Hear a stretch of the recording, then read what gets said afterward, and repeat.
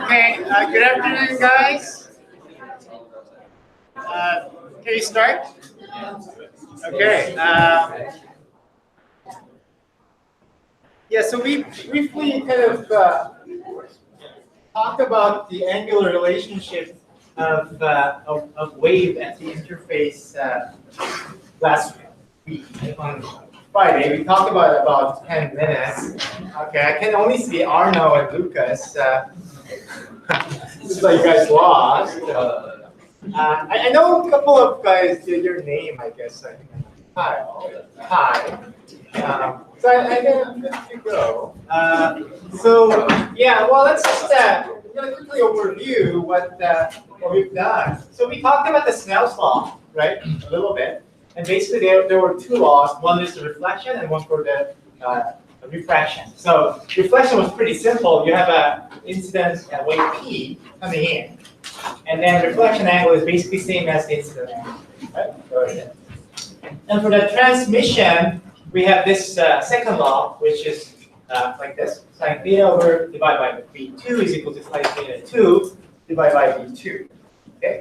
And I talked about an equation and also the intuition about using a car. Do you remember that? Like I've got a really like a rough road here and then really nice road. So you start from here, from the car point of view. And if you actually hit this boundary, what's going to happen? Is it go this way or that way? If the velocity was much faster, so this is like a really nice road. And this is rough road, for instance. Okay? Which way this goes? Down? Okay. So it goes down. And if that was the other case, it goes like this. Okay? So that was basically the Snell's law. Okay? Angular relationship. And this animation basically like it shows you, okay, our intuition is right. So it's actually like V2 is faster, so that goes like this. Okay.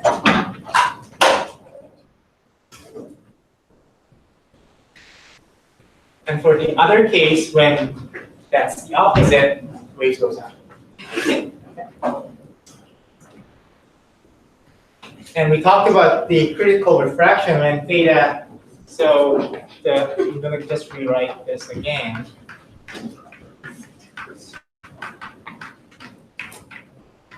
So when theta 2 is 90-degree angle, that's when critical refraction happens, right? So theta 90, like a sine theta 2, sine 90 is what? 1. Okay. So we have a relationship of sine theta 1 is equal to V1 by V2. Okay. Okay, that's when, and then basically if you know that V1 and V2, you can figure out what was the angle. This is critical angle. Okay. And what happened? Like let's suppose the other case, V1 is greater than V2. Suppose that's 2,000 and 1,000. What happened? This is 2, then 1. Right? Does it make sense? No. Making sense? No. So sine theta 1 is equal to 2. Is it okay? No. Right. So it's impossible. Right? So like there's no critical refraction happening if V1 is greater than V2. Okay. So critical refraction happens when velocity increases as you go deeper down. Right. So that was an important concept. And we talked about the critical refraction here like, can you see this linear wave coming up? So it starts from here, go down. V2 is actually faster, right? So it moves faster at the second layer, and then comes up. So that was the critical refraction. And that happens when theta 2 is 90 degrees. So that was about what we taught. And we introduced a couple of apps. And here now we're back to our motivation. Okay, suppose we got two layers like that. One is alluvium and the base layer. So which one probably have more greater velocity? Basement or alluvium?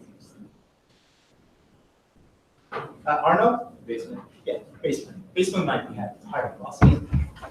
More rigid material, right? So, but we're thinking about a survey. We got a source here and the receiver. So we're going to measure a travel time, okay? And that's our data, right? And we basically want to know what is V1 and V2. Where's the boundary? Okay. So we got basically three unknowns. That's what we want to know. So from the data, from seismic data, we want to like see how the Earth looks like. That's basically our goal, and that's our motivation why we want to use the seismic methodology. And basically here, this is the fundamental equation that we're going to use. T is equal to d, distance, divided by v. Okay. So that's actually almost it. Which is actually pretty simple. Seismic is actually much simpler than magnetics. So if you know the distance, you can figure out. So T is known, right? And potentially D is known, so we want to figure out D. Okay? So that's what we want. And this is an example of real seismic data. Somebody commented this is flipped. I don't remember who was shit, but well, this is the reason why I flipped, because source location is here, and that's where the receivers are. And that's the waves coming in at this receiver location. And by looking at it, we want to figure that out. What was the velocity of this layer, that layer, and what was that? Can you do that? Probably not yet, right? That's the goal. So we're gonna figure out how we can do it. Okay. Any questions? No? Okay, so let's move on. And here's an example of travel times. Consider like a direct wave. Let's suppose we got a trend, like a source here. So putting the energy in, and then we're measuring here. So there will be a direct arrival coming from here to there, right? For that case, D is what? From here to here. Suppose this is 50 meter, right? So D is 50 meter, and the V is unknown, for instance. But let's suppose we know the V. Suppose like that was 1,000 meters per sec. We can compute T, right? So what is that? So D was 50 meter, and the V was 1,000 meters per sec. What was T? What is T? Intisar? What is T? Here. Perfect. Yeah. So that's actually simple. That's your data. So that's a travel time. That's a definition of travel time, and that's your data. Okay. So basically, in that case, if we know the D and the T, we can estimate what is V, right? So that's actually pretty simple.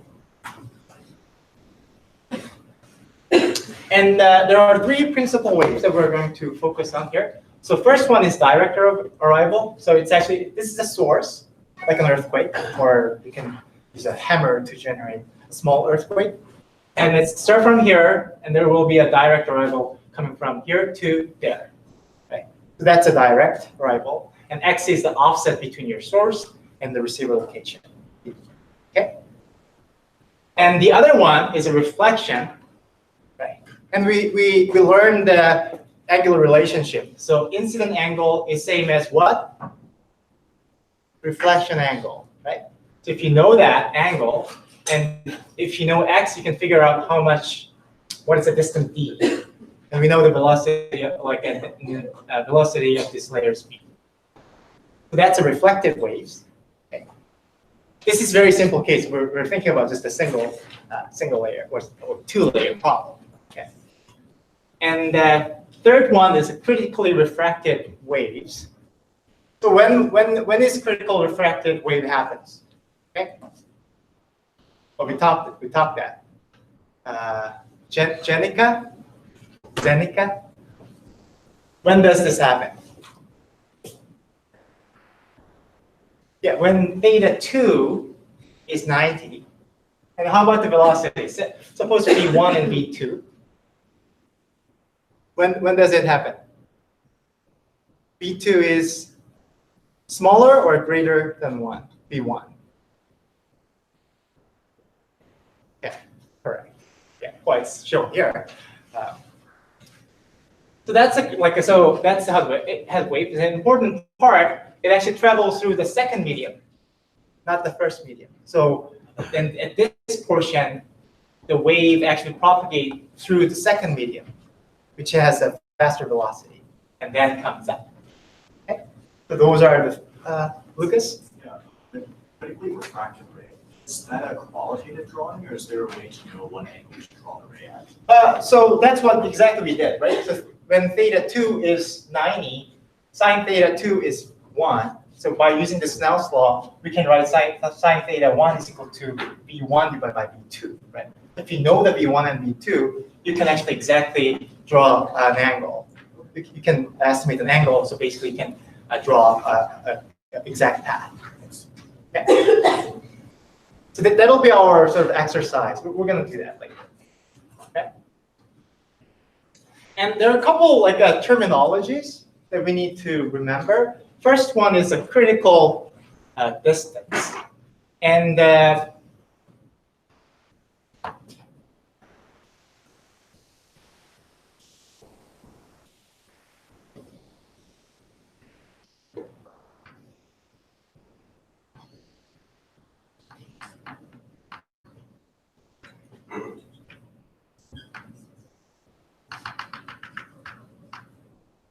so I'm going to define first about the critical angle, theta c. Remember the sine theta 1 is equal to v1 divided by v2. When we have a critical refraction, right? So that this theta 1 is basically theta c, which we call critical angle. Okay? And think about the distance here. When can we see the refraction wave first? Where we can see, let's say, in this offset, where we can see that.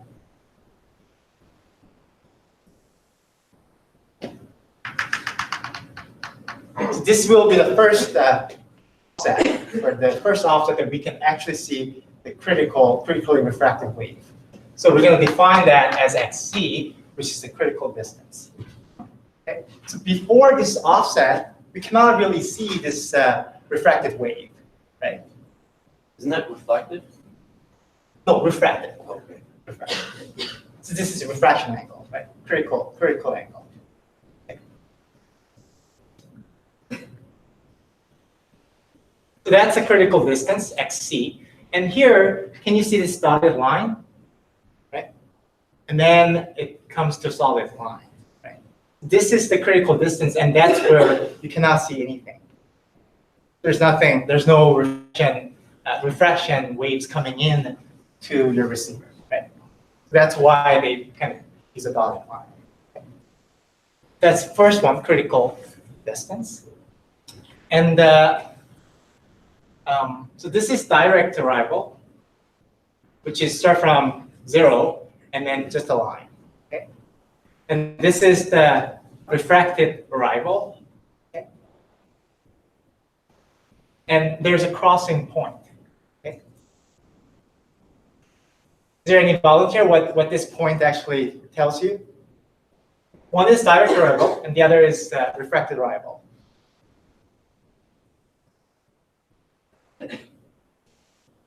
Okay, so before this point, which one comes first? Direct or refracted?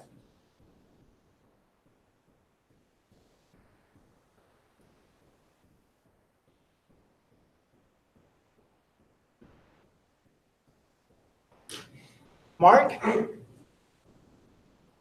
have an idea? Well, just based on the data,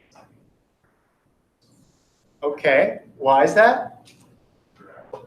So that means direct always coming first, right? Right, right. Yeah, well, I mean, that's a good way to think about the problem, right? Because the path is much shorter compared to the refraction. But the V2 is faster, right? So there's like a certain offset. This refracted arrival will kind of will be much faster than this direct arrival. Right? So that point is when like refraction wins, right? So like after this point, refraction will be a first arrival. Okay, so it'll like overcome or it'll pass the direct arrival. Okay? That's the point. That's the crossover distance. Okay, so there will be a certain offset where refracted arrival will be the first arrival. Okay. Is the first arrival is kind of making sense? Do you guys know what I mean first arrival? This is time, right? So here at this point, direct. This one is the first arrival, right? And this could be a second arrival. Okay. But here, suppose here, which one is first? Direct or refraction?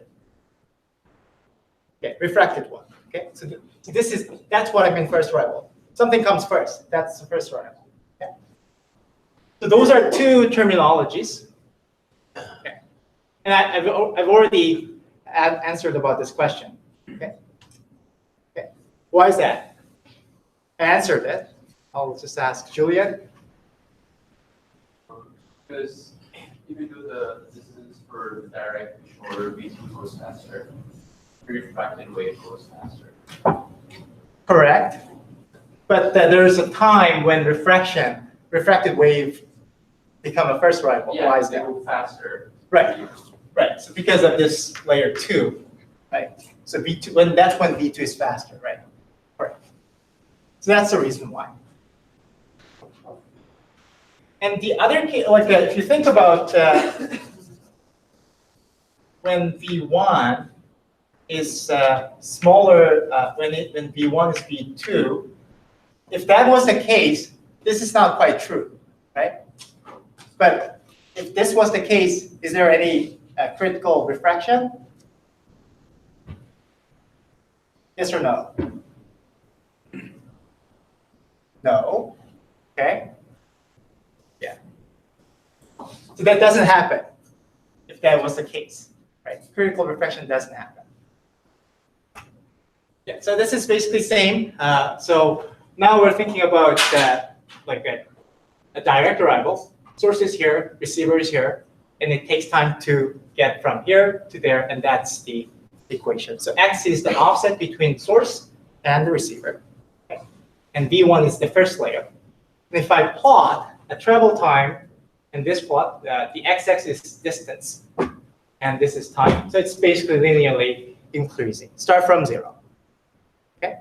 So that's a typical direct arrival plot. And the other things, we got reflected wave and critical reflected wave. We can basically write travel time, t, as a function of distance from source to receiver, and other parameters like v1, h is the thickness of the first layers and stuff. Okay. I'm going to walk through why we can get this equation, but importantly, how about this equation? So it's a hyperbolic equation, right? There's an x squared. The t squared x squared. Phi just squared. And how about this guy? This is basically linear equation. So the first one is linear, and this is hyperbolic, and that's also a linear equation. And what is the difference between direct and critically refracted?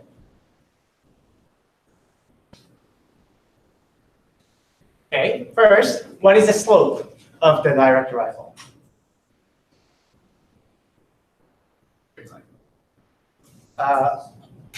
No, this is not a straight line. Well, it's a straight line, but there's a slope. So what is the slope of this equation?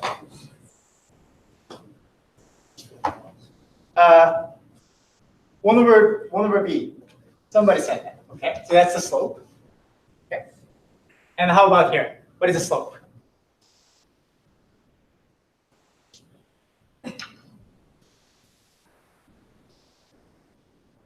Come on, guys. Chris seems a little bit bored. So what is the slope here? B2. Okay. So this one basically includes information about B1, and that one includes about information B2. And there's an intercept time as well. It's not starting from 0. Okay. If you plot it, the first one will look like this, and the second one will look like this. Okay. So those are the difference. And okay, so I'm gonna start with the critical refraction one. And here, what's given is like this, and the goal here we want to derive this equation. Right? And basically, what it tells, okay, time t at d is equal to like, okay, how long does it take from A to B, which is TAB, and B to C, and C to D. If you sum that up, that's basically the travel time that you can get from location D, which is the residual feature. Okay. So that's basically it. And we need to know, okay, so at this path, what is the velocity of the medium? What's your name? Quentin? Yeah. So, okay, what is the velocity of this medium? So from A to B path, okay, what is the velocity of the wave? V1. V1, yeah. Perfect. And how about B to C? It's V2 then. Okay, right. And C to D? V1 again. Perfect. Yeah. So that's important to notice B to C, it's not a V1, it's V2. So that refracted wave actually travels through the second medium and go back to first medium and then zero rotation. Okay. So I think that's what we need to know, and then we need to know a little bit of trigonometry. Yes.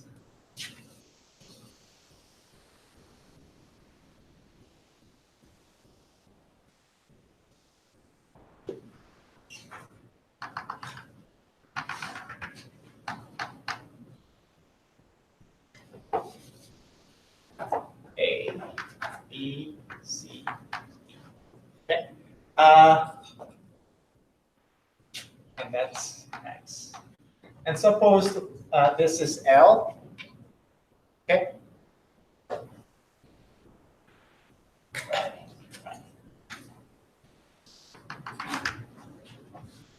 And then XC is from here to there. Okay. How do we compute the distance between A and B? It's L. Okay, this is Z. Okay, and that's XC over 2. What is L?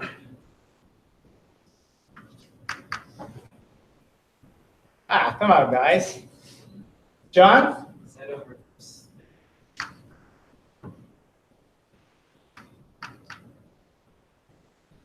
No. What is L?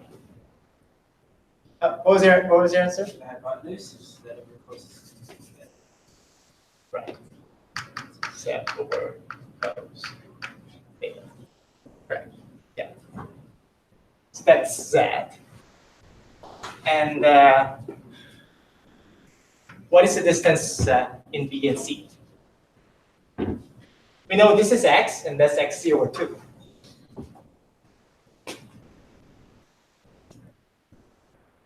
We know the velocity of time. No, I think here we know the velocity. We don't know the time.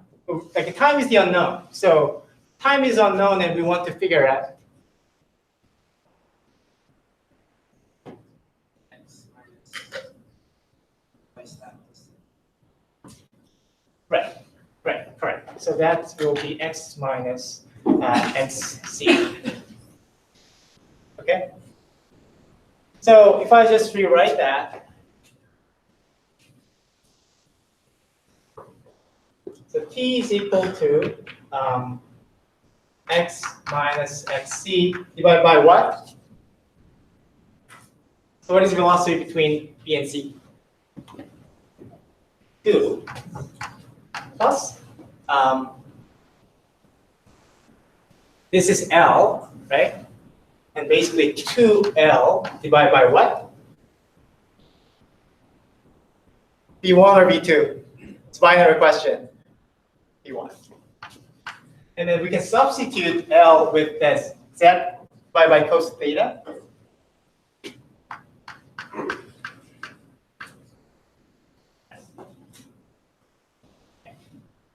So, I mean, like, and then xc is basically equal to this one if you're using the trigonometry. And you can basically derive this equation. Okay? Is there any question? We're going to use this equation quite a bit. So if you don't understand, just let me know now. We're going to use this in the lab and other things. Okay?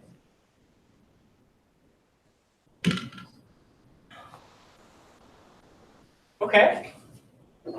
So that's the equation. And basically, if you see, the slope is x divided by v2, right? Other things are not related to x. Okay. So we can rewrite that as like this. So we need to substitute like these values, cosine theta and tangent theta, with v1 and v2. And for that, we can use the Snell's law. So sine theta 1 was equal to v1 divided by v2. Okay? And then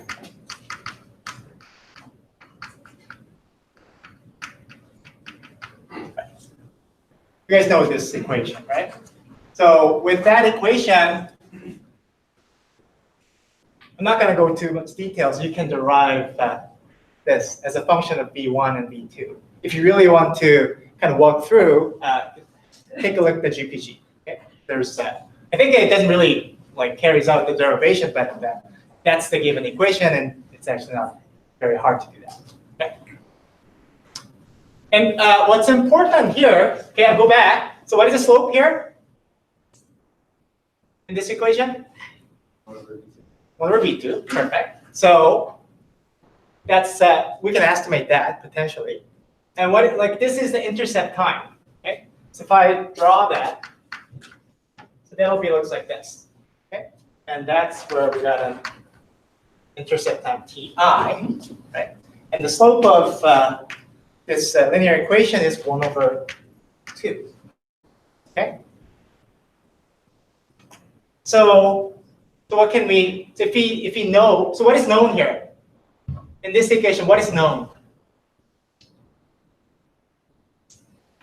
Suppose like we're doing a seismic survey, right? We're measuring time t. Okay, so t is known. Is x known? X is known, right? Because we're deploying the receivers here, right? So x is known, and other things are unknown, right? But by knowing them, we can estimate v2 and also v1 and z. Potentially. Okay. So those are the goals, right? And how do we estimate the v1? You just measure like a distance less than xc. Instead, it has to be only traveling through the top layer. It hasn't had time. Perfect. Yeah. So that we use a direct arrival, right? And then we can compute the v1. So now v1 is known. If you know the like arrivals for refraction, you can estimate v2 and z, right? So like this intercept time is an important information, and the slope is also an important information, right? This is important, and the slope is also important, right? Okay. And that's basically what I said, right? The ti is an intercept time, and then this is the refraction. And what was your name? Edric. So as Edric said, this is the direct arrival. So we can use this portion, right, here, and then compute the V1 by estimating the slope. And then V1 is known, then we can estimate V2 and the Z by using this intercept time and also the slope of the refracted arrivals. Okay, so that's how we can figure that out, that two-layer problem. Okay. Yeah. So that's basically tells you how we can exactly do it, right?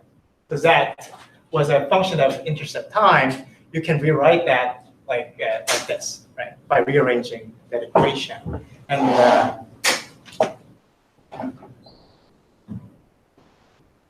okay, so those are the steps that how you can estimate the V1 and V2 and the thickness of the first layer Z. And we're gonna have an example later how you can do this. Okay, real example. Any questions here? It's actually pretty simple. No? Where's Natalie? Are you, Natalie, are you good? Yeah. Okay, so we're here. How do we estimate V1, V2, and thickness set? V1 you would do a distance less than XC. Okay, So you use the direct arrival. perfect. For V2, you would use the refracted arrival. As it'll be, the slope will be 1 over V2. Perfect. And then the layer thickness, you can use the rest of the intercept time. Right. Because like now V1 is V2 and is known, so you can actually figure that as that. Well, so all the class are good to go, I guess. Sorry, Natalie, I need somebody. Otherwise, it's too boring. And the one more thing here is, remember, we talked about the crossover time. So we talked about the critical distance and the crossover distance. There were two terminologies. And the critical distance was here, right? And do you remember what was the critical distance?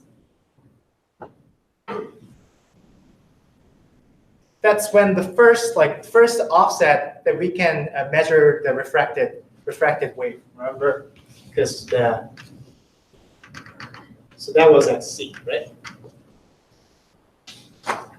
So this is the first point, like where the refraction will happen, and then after this point, there will be a whole bunch of refracted wave coming up top, and then you can basically measure after that distance. Okay, so that was the definition of critical distance. Okay, Adrian? Me, Joshua. Joshua, sorry. Yeah, that's fine. What's a common angle for that distance? Like what's it? I know that's the equation for it, but like what kind of angle are we usually talking about? Just a numerical value. I'm just curious what it means. So let's suppose that was 2001. Then I think that's 30, I guess. C, yeah. Okay, so it's 30. Yeah. And is that common to have that kind of, or does it change? Is it really fluctuates? Oh, it depends upon the velocity, right? Right. Yes. Yeah. Okay. All right. But think about the situation that I actually posed up, like it was alluvium, which is usually the case. Yes. Right? Yes. Like it's on consolidated rock, Yeah. and then there should be a base, like in 10 to 20 meters below, for instance, right? And then that could be a couple of thousand or more, right? So I think that's a pretty typical. Okay. I think this could be a fairly typical situation, I guess. So like having a ballpark of 30-degree angle may not be a bad idea. And actually that's a good kind of attitude. Okay, what is a good number? What is the usual number? And that's actually good to know. Any other questions? No. So I'm going to move on. And so there was two distance, right? Critical distance and the crossover distance. What was the crossover distance?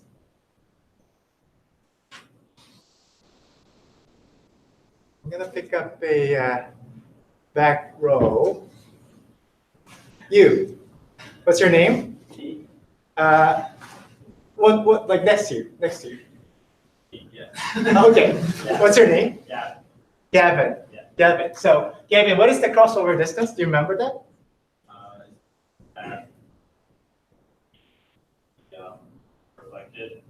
wave, Refracted wave. yeah, refracted wave arrives at the receiver or the wave. Perfect. Yeah.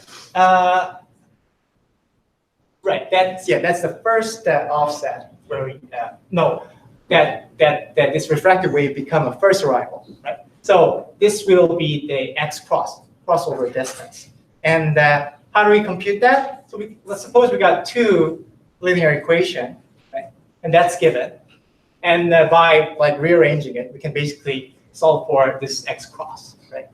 So that's remember this was the direct arrival, x divided by v1, and this is the refracted arrival, which is this equation. And by like setting this as equal, you can compute what is x cross is, and then that's the equation. The crossover distance is a function of thickness, first layer thickness z, and v1 and v2. Okay, so this could potentially a good information. Suppose if you know the v1 and v2, you can compute the z from the crossover distance, for instance. Okay, so that's a kind of interesting or important information. Okay, so far so good. How about the 3 layers? So now we're like slowly kind of expanding. So 2-layer problem, okay, because it's pretty simple and easy. Okay, how about, but the Earth is pretty complicated, right? So it's not only 2-layer, it could be 10 layers or 20 layers, but let's like go a little bit slowly. Let's suppose we got 3 layers.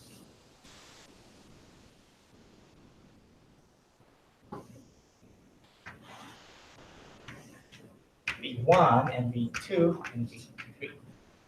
To see the refraction between this interface, what is the condition? Okay, well, who's the back row? What's your name? What's your name? Yeah, Kelsey. Kelsey. So to see the refraction between this interface 1 and 2, okay, what's the condition of V1 and V2? So V2 should be greater than V1. Perfect. How about this layer, V2 and V3? Right, so V3 should be greater than V2. Okay? Right. If that was the other case, you cannot see that, right? So that's an important information to remember. Okay. Even for a 3-layer problem, that's basically kind of the same. And to compute the critical angle, which equation did we use?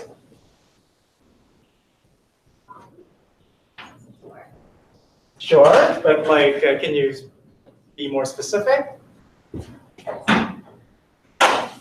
We used the Snell's law, right? And theta 1 was equal to v1 divided by v2. Okay. But the general equation was like this: sine theta 1 by 1. And this equality holds for the 3rd layer as well. Okay?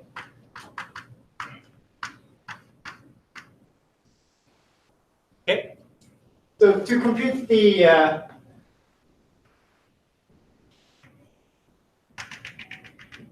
let's suppose this is theta c now. So we know the first first refraction angle, right? Like that. We know what theta c1 is, right? So that was the sine theta c1 is equal to v1 divided by v2. Okay, this one we don't have any problem, right? But the problem is actually the second layer reflection, right? What is this angle? And potentially like this angle as well. Back, theta 1. Okay, so we like this we've got this two unknowns. Okay. And this theta 1 is actually different from the theta c1. Okay. So this is the unknown. That's the equation. How many equations we have here?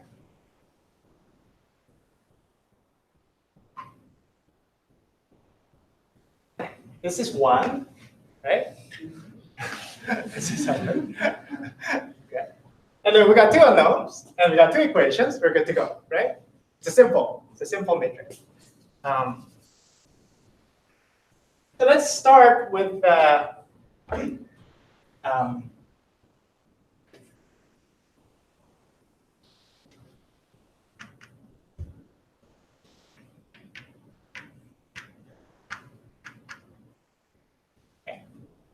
what is this angle supposed to be? Theta 3. If there's a refraction at this interface.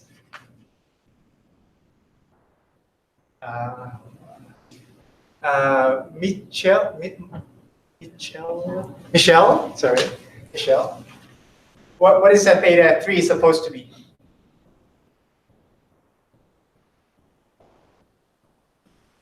No? This is supposed to be 90, right? That was the condition for critical refraction, right?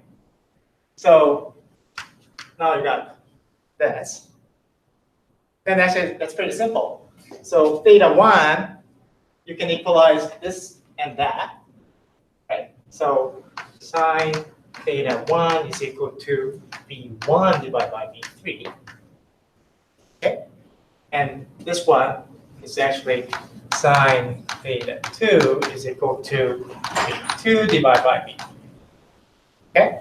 So you can actually derive these two angles. And then corresponding travel time, it should be pretty simple. You just need to know what is distance and what are the corresponding velocity. And you can derive equation for travel time. Okay? And then if you plot that up, that'll look like that. So this is first layer refraction, second layer, third layer. Okay? And here, V is increasing. So V2 is greater than V1, and V3 is greater than V2. Okay? Question? The first critically refracted at the bottom was there. If the next V is larger than the previous, Can you repeat the question? like I said, bottom was there. Refracted, like you said. This one, yeah. This is critically refracted. Yeah. So is that always the case when it's larger? If V2 was larger than V3, it's not going to happen. Yeah, but conditions are met larger than. Yes. I was Well, going to get critically refracted.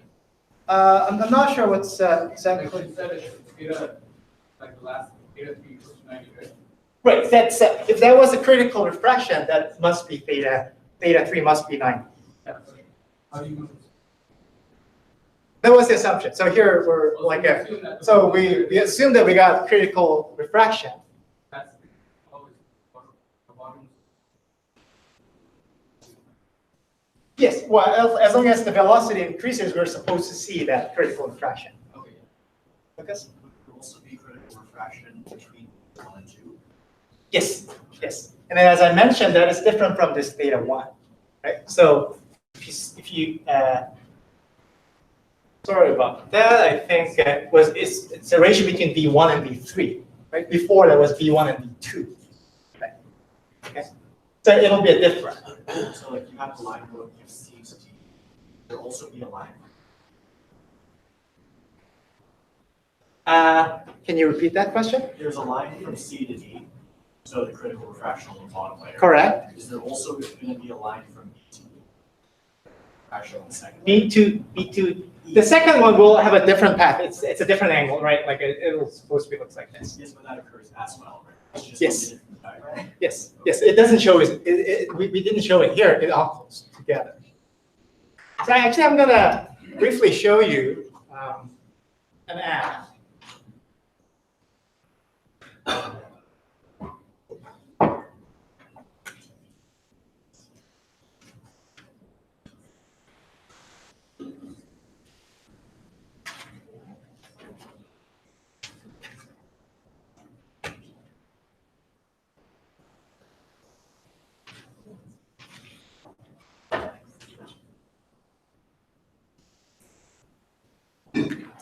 While it's launching, so this is the example plot for, so it's a little bit different. Like we got this wavelength, right?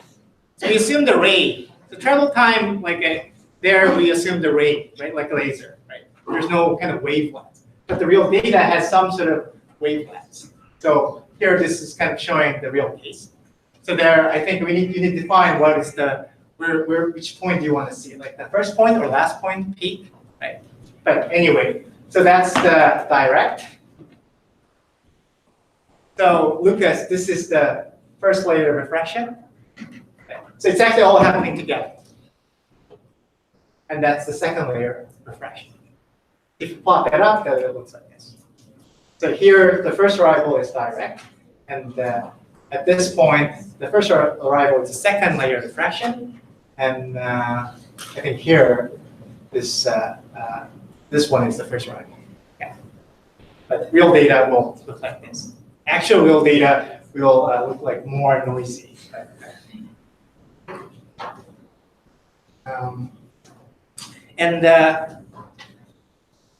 For reflection, it's actually even simpler. How you can get that equation is pretty simple. Like you got a source, receiver, this is x, and you need to know this path, right? And if you know the velocity, then you're good to go. So what is that? That was z. And that's actually 2z. Right? And that's x. So x squared plus 2z squared is equal to this path, right? Like that. This path, like if you mirror it, so this is basically the distance that we want to know. And then if you divide it by velocity of speed 1, right? If you think about it, travels through the first medium, right? So that will the travel time. Okay? So that's how we can derive the hyperbolic equation. Whoa. Ah.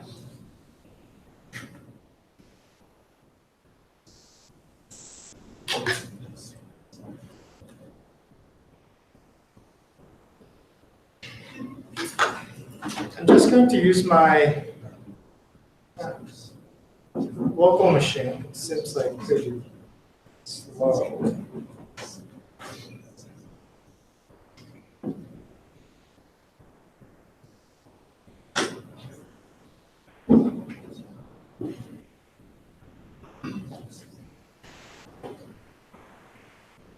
Yes, this is called seismic applet, and it basically shows those three waves that we talked about.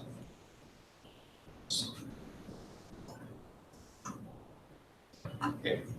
That's how it looks like. And there are plots you can basically see first direct, right? So this is where source location, and that's where receiver location. And this is the T and X plot, right? And you can change the time. So you can see where our rate is, right? So if I increase the time, it propagates, and hits where our receiver locations are, right? And then you can see the reflection. So it's a hyperbolic equation, right? So that's a rate path. And refraction, that looks like that. So change the time. And this dotted line, can somebody tell me what is that? Trisha? Yeah, perfect. It's a critical distance. And you can see the second layer of refraction, which looks like that, right? So that was the theta 1 here, and that's the theta 2. And notice that this is different path, right? Reflection, like a first refraction and second refraction, this theta 1 is actually different, right? So they're going a different path. And here we can talk about what is the first arrival. At this portion, direct is the first arrival. And then, well, here, which one is the first arrival? Zenica? Just let me know color. Which one is the first arrival? Refracted. Refracted, right? First, is that what is the color? Perfect. So that's a first layer of refraction, okay, which is this guy. Okay. And how about here? Which one is the first arrival? Green one? Perfect, green one. So that's the second layer of refraction. Right. That's the app, and then you can actually change the V1 and the thickness and all the parameters, so you can kind of play with it and understand, because we got the equations and we got an idea now, but here's a tool that you can check your conceptual ideas. Okay? And this is kind of important concept, so I'm just going to do it. Got about a minute. So suppose this is the like a reflection equation, right? And then remember, if we plot that up, there was the hyperbolic equation, right? From there, kind of estimating the velocity v. What is the question? Not really. Well, like for sometimes like we can ask to derive, but when we're asking to solve the problems, I think we're going to give equations. It depends. So you need to know it, but like you need to really memorize it. Okay. That's not what we want. So this is the given equation for reflection, and the reflection looks like a hyperbola, right? So beforehand, like for direct or refracted wave, you just need to estimate the slope. But here, estimating the slope is pretty hard, right? There are lots of slope because it's a hyperbolic equation. And by transforming that simply, we can actually make that as a linear equation, right? So we just square it here, and that looks like this. Right? So if we plot this equation into x squared and t squared plot, that'll be linear. Right? And what is the slope of this linear equation? Lucas? What is the slope of this linear equation? 1/2 squared. Yeah, 1/2 squared. It's given. Easy. But the important point, now you're just simply transforming the data into different space, which is t squared and x squared. Now the hyperbola transformed into a linear equation, which is much easier to kind of estimate the slope. And that's the velocity information that we want to get. Right? So that's actually a simple, good thing to do that. And yeah, so that was the real data, right? Now, I think by looking at the data, you guys have some idea. Okay, what am I going to do, right? How I can estimate the V1 and V2 and the thickness, right? So that was the goal, and I think I hope you guys have a pretty good idea about how to do it. And we're going to walk through with the exercise. And the other 2 lectures about seismic, Mike, remember the Mike? The one who TA'd the magnetic lab and magnetic stuff. So he will teach this 2 lectures on Wednesday and Friday. Yeah. And he'll be there in the lab as well. So